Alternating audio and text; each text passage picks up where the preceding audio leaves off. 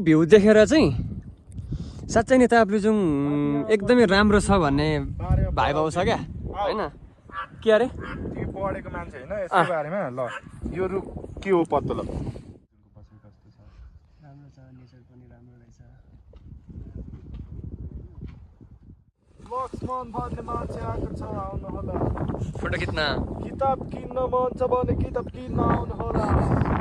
खिच्नेहरू आउनु होला पत्रकारले मात्रै खिच्नुपर्छ भन्ने हुँदैन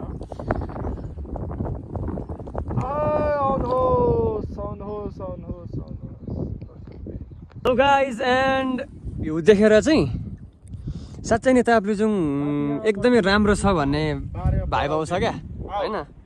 के अरे त्यो पढेको मान्छे हैन यसको बारेमा ल यो रुख के हो पत्तो ल त्यो कागले चिनाले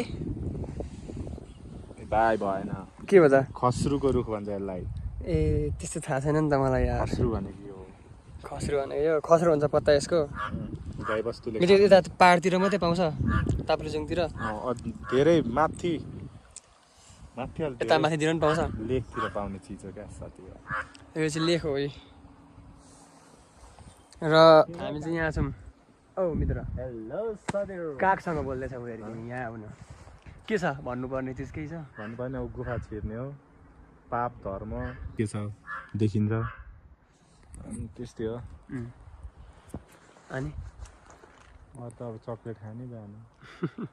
ऐसेल पाएको रहेछ न ऐसेल हामी पहिला